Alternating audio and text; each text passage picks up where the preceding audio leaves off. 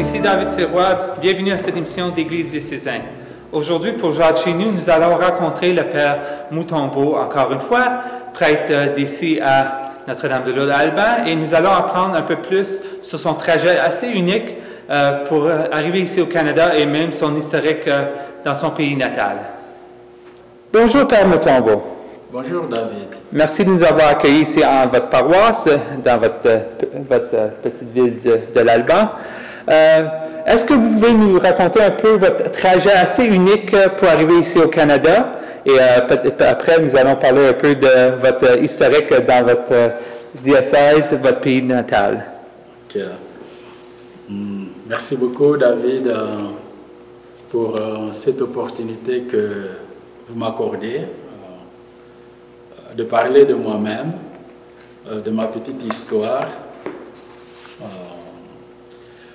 Oui, je suis Marcelin Mutombo, originaire de la République démocratique du Congo. Je suis arrivé ici au Canada le 29 décembre 2013, en atterrissant à Ottawa. Je venais non pas comme un prêtre qui devait travailler en paroisse, mais je suis venu avec mon visa d'étudiant. Donc, les raisons de mon arrivée au Canada, c'était les études. Et je devais faire mes études à l'université Laurentienne. C'était en sociologie. Alors, je suis arrivé dans le diocèse de Sault-Sainte-Marie et comme étudiant. Alors, qu'est-ce que je pourrais dire de mon parcours? C'est très clair que pour tout humain, le parcours est toujours fait de hauts et de bas, de moments de joie, de moments de peine, de moments de turbulence, mais de moments d'apaisement, de quiétude et d'épanouissement. Et c'est encore plus particulier quand il s'agit d'un immigrant qui vient avec un dos chargé. Chargé de quoi? De sa culture, de ses habitudes, de ses comportements, de ses sentiments, de ses émotions, et bref, de son histoire. Et tu viens avec pour faire encore une autre rencontre de culture. Alors c'est là où tout se joue. On regarde, on s'intéresse à savoir qu'est-ce que l'autre fait, on aimerait apprendre quelque chose de l'autre, on s'approche, on s'éloigne, on se regarde, on est réservé, ainsi de suite. Et tout ça, la finalité, c'est de chercher à s'intégrer dans la communauté, à s'intégrer dans le groupe. Ici, je parle du diocèse et de là où je suis. Donc, je suis arrivé avec tout ça. J'ai eu la chance de trouver un ministère dans ce diocèse de Sault-Sainte-Marie. Et c'est là où je suis jusqu'à date. Donc, depuis mars 2014, Monseigneur Jean-Louis Plouffe m'avait accepté de m'accorder ce ministère dans ses paroisses, Notre-Dame-de-Lourdes, Saint-David et aussi à Dokis. Est-ce que c'est vous qui approchez l'évêque de notre diocèse ou est-ce que c'est notre évêque qui vous a approché en cherchant que vous étiez ici dans la région? C'est moi qui ai approché l'évêque. Parce que quand j'arrivais, j'étais à Sudbury, accueilli dans une famille, famille Noëlla Forgette. Forgette est décédée Thérèse Mémoire, paix à son âme. C'était ma famille qui m'a accueilli pendant 1 mois, en l'étant pour moi de trouver où je pouvais aller. Après 1 mois, j'ai trouvé un endroit, je payais un appartement, et pendant tout ce temps-là, j'étais en pourparlers avec le diocèse. Donc j'ai approché le diocèse parce que avant que je vienne, comme je m'étais inscrit à l'université laurentienne, en regardant, je m'étais rendu compte qu'il y avait un diocèse dans la ville de Sudbury, et donc dans la région. Et déjà à partir de mon pays, mon évêque a envoyé une lettre pour demander à Monseigneur Jean-Louis Plouffe s'il pouvait me trouver une insertion pastorale, donc un ministère. Quand j'arrivais, la lettre était envoyée par courriel, je suis arrivé, je suis allé au centre diocésain, l'évêque était en voyage, j'étais reçu par le vicaire général, et puis je posais des questions, il dit non, il faut attendre le retour de l'évêque.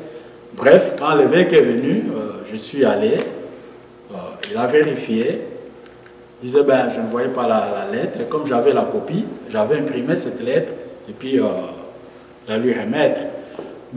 Ce n'était pas un allant de soi, bien que j'avais déposé cette lettre.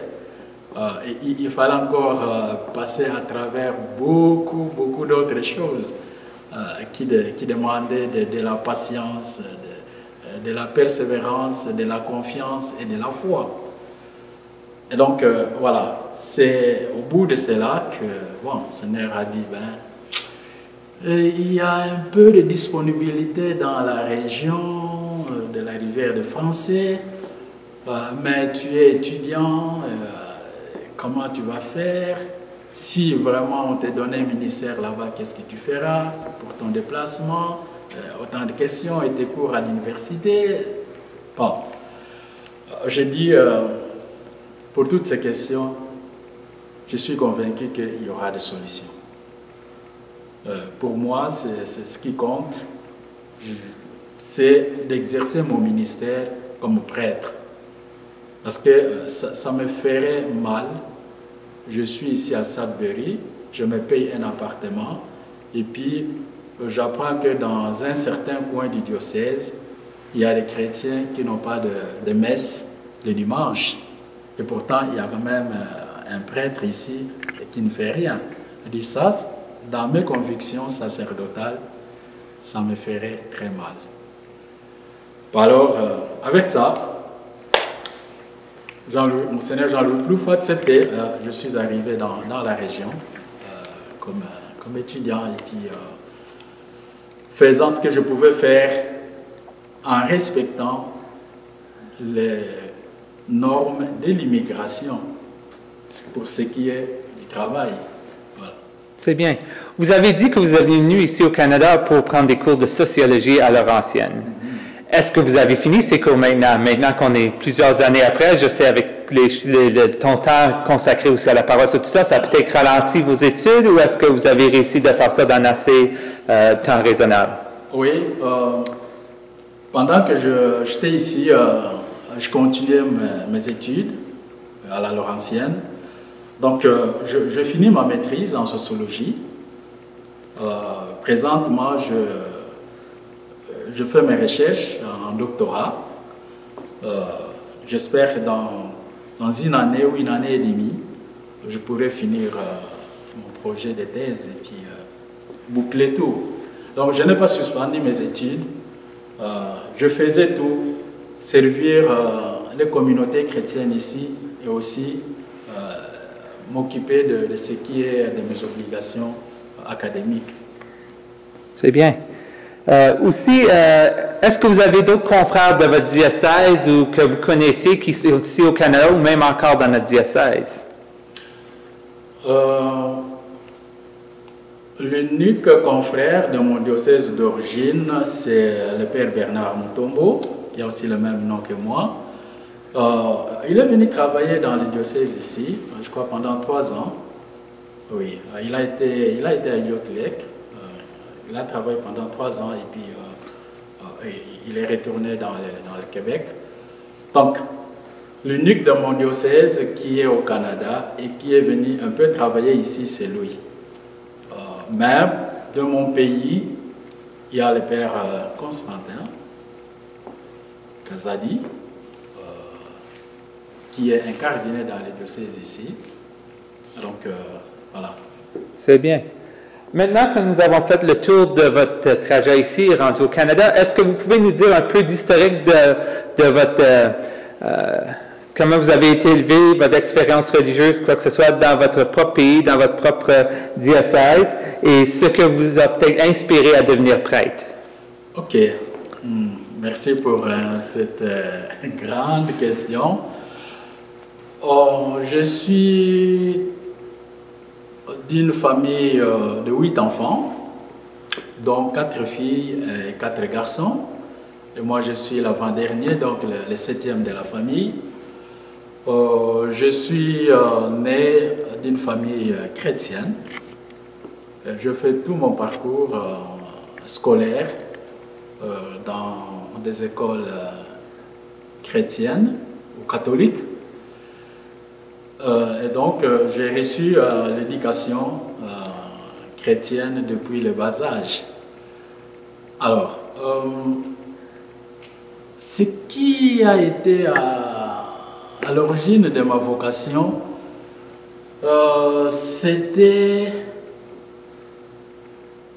les prémices d'un prêtre dans le village où j'étais. Je crois que c'était le premier prêtre diocésain de ma paroisse d'origine.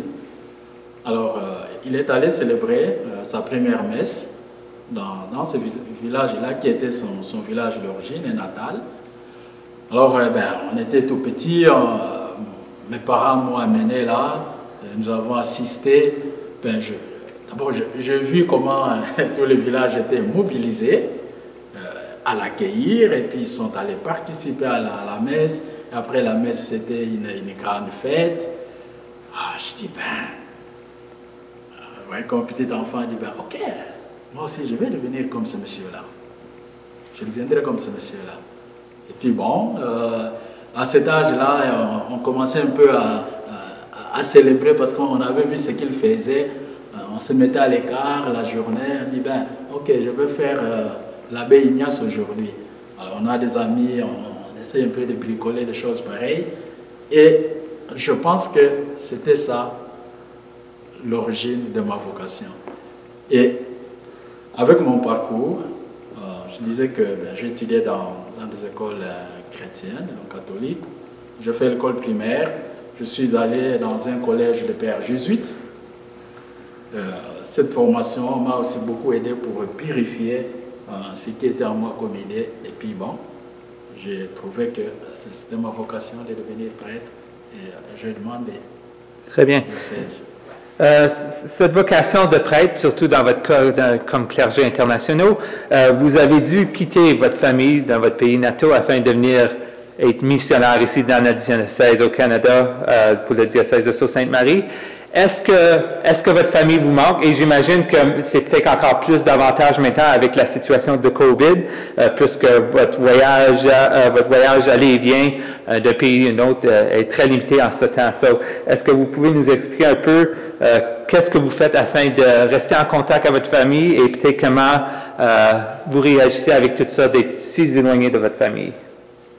Oui. Vous aviez parlé de votre grande famille. j'imagine que c'est un grand défi de partir, quitter votre famille, surtout dans votre cas où, avec COVID, que vous ne pouvez pas nécessairement aller les visiter à chaque mois, chaque année, de façon régulière. Alors, ça doit avoir un certain impact émotionnel pour vous. Oui, David. Je commencerai par dire que le prêtre n'est pas une personne détachée de sa famille. Les attaches familiales, nous les avons pour toute la vie. Partant de là, vous pouvez bien comprendre que oui, éloigné de ma famille, c'est vrai que des fois, j'ai ces sentiments de me sentir proche de mes frères et de mes sœurs. Mais bon, certaines circonstances font que je ne peux pas le faire. Et ce n'est pas non plus à cause du fait que je suis loin. Donc, je traversais l'océan, je me trouve de l'autre bout du monde, que ça devrait plus m'impacter négativement. Non. Pourquoi? Parce que même quand j'étais dans mon diocèse d'origine, c'est pas à tout le temps, c'est pas à chaque moment que je visitais ma famille. Alors, le fait d'accepter de devenir prêtre et de me dire que oui, il y aura l'éloignement avec les miens, ça joue aussi, bien que on aimerait de temps en temps le voir, mais bon, il faut accepter cette dimension de notre vie de prêtre. Alors, comment j'ai fait pour essayer un peu d'être en contact avec les miens? Maintenant, ça me semble un peu facile avec tout ce qu'il y a comme progrès technologique. Bon, avec des téléphones intelligents et tout ce qu'il y a comme invention de moyens de communication dans des réseaux sociaux. Alors là, c'est un peu facile pour moi de communiquer avec les miens, mais pas tout le monde. Au moins ceux qui sont dans la capitale de mon pays, je parle 2-3 fois par mois en utilisant les liens WhatsApp. C'est tout ce que je peux faire. Et aussi, je suis arrivé à explorer aussi certaines possibilités. Il y a un peu des réseaux aussi sociaux qui vendent des crédits pour appeler l'international. Alors ça j'exploite. J'exploite de temps en temps pour parler avec ceux qui n'ont pas de téléphone intelligent. Parce que, franchement, la communication au Canada, c'est pas un verre d'eau à prendre. Hein? C'est pas un verre d'eau à prendre. Donc voilà un peu comment je me débrouille pour être en lien avec mes membres de famille. Parfait. Plus tôt, vous avez parlé un peu de votre expérience arrivant ici au Canada, les différences culturelles et tout ça. Est-ce que vous pouvez peut-être nous donner quelques exemples de choses qui vous ont fait un gros impact dès que votre arrivée, que vous avez dû peut-être changer vos méthodes de faire certaines habitudes puisque c'était soit pas disponible ou que culturellement, on fait les choses ici différemment au Canada? Voilà, je pars juste un peu sur des faits comme ça. La première chose qui m'a un peu tiqué, c'est le simple fait de me dire, ben, je parle, et puis ben, l'autre me dit, oh, tu as un accent. Oh, je dis, ben, un accent. Je dis, mais c'est toute personne qui a un accent. Ah oui, tu as un accent. Eh bien, tu parles, il dit, qu'est-ce que tu as dit là? Oh, je dis, ben, il faut te répéter. Tu te répètes autant de fois.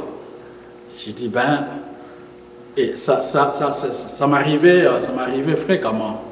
De répéter autant de fois. Je dis, bon, comment faut-il faire pour me faire comprendre quand je parle? Alors ça m'a demandé beaucoup de réflexes, beaucoup.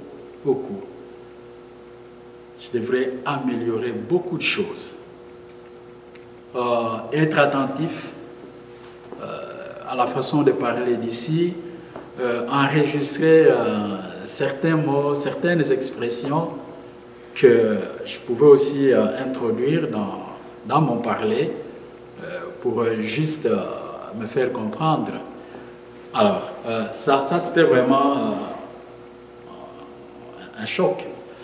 Autre chose, c'est... vous voyez, chez nous, il n'y a pas d'hiver. Moi, je suis arrivé en pleine période d'hiver. Il faisait terriblement froid. Alors ça, c'est vraiment un choc aussi. Il faut s'adapter, il faut chercher maintenant des vêtements qui répondent à ces climats. Alors ça, il fallait apprendre, regarder, poser des questions. C'était pas vraiment un allant de soi. C'est pas un allant de soi. Bon, le manger, oui.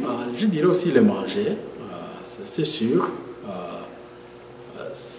Au début, quand je voyais comment ça se présentait, bon, parce que chez moi, on n'a pas l'habitude d'aller au restaurant, même si les restaurants sont là, mais on mange à la maison. Alors, tu arrives ici, on t'invite, on va au restaurant, et tu dis, bon, il y a des menus, tu vois comment ça se présente. Parfois, c'est en anglais, tout est en anglais, alors il faut te dire, je comprends rien ici, il faut demander comment ça se présente ici, c'est quoi. Bon, voilà, tout ça, c'est vraiment des chocs. Il fallait faire avec, y aller calmement pour arriver un peu à s'intégrer.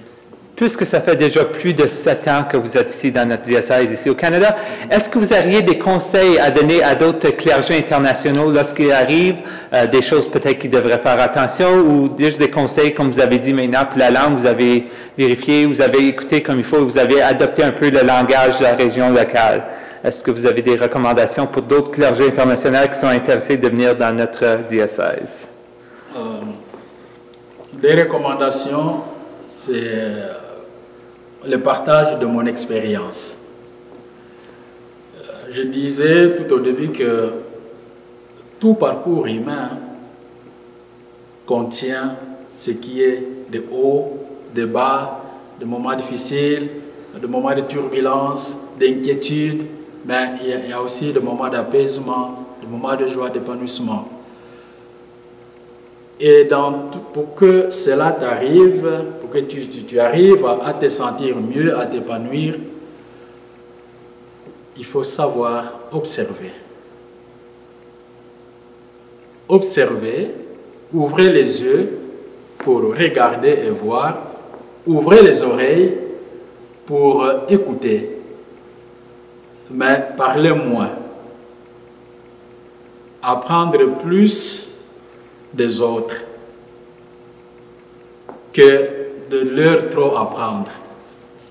C'est en apprenant plus des autres que tu comprendras comment ça fonctionne et tu te glisses là-dedans, et puis en étant dedans, tu commences maintenant à donner ce que tu peux.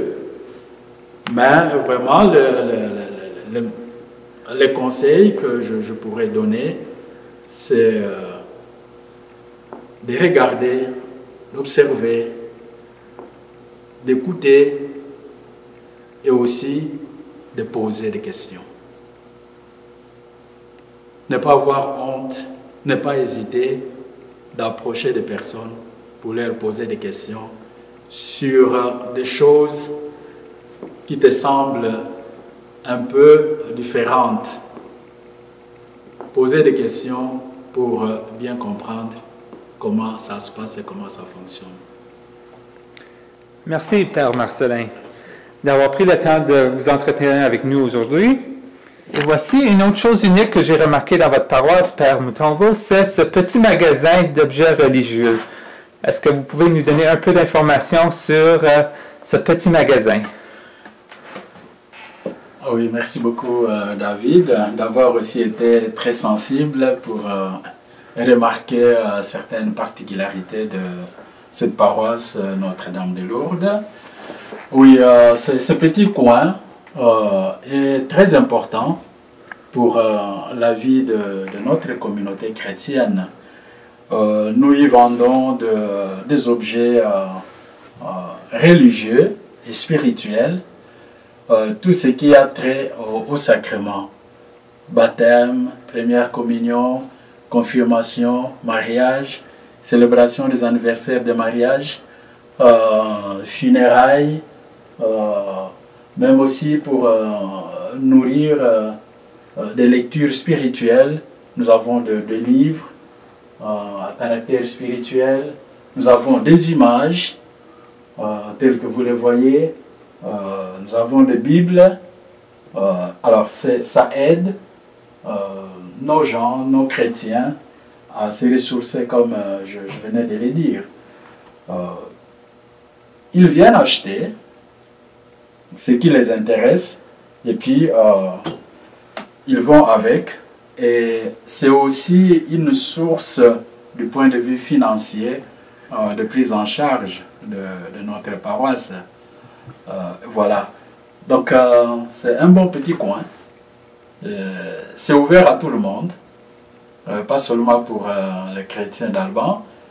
Ceux qui ont besoin de ces petites choses ici, qui vivent ailleurs, qui sont dans d'autres paroisses, pourront appeler notre secrétaire, mercredi et jeudi, et puis passer pour voir qu'est-ce qu'ils peuvent prendre et qui serait intéressant pour leur vie spirituelle. Et à vous à la maison, merci d'avoir partagé cette demi-heure avec nous à l'Église diocésaine aujourd'hui. Que la paix divine intérieure soit présente dans votre vie quotidienne. Si vous avez aimé cette émission, donnez le pouce en haut sur YouTube, dites-le à vos amis, à votre famille. Et si vous n'avez pas aimé l'émission, donnez-nous des commentaires. Nous aimons toujours améliorer nos émissions. Ici David Sirois pour l'Église diocésaine au service du diocèse de Sault-Sainte-Marie. À la prochaine. Mais pour cela, ne faut-il pas tant de foi apprendre encore à être vrai, apprendre à se connaître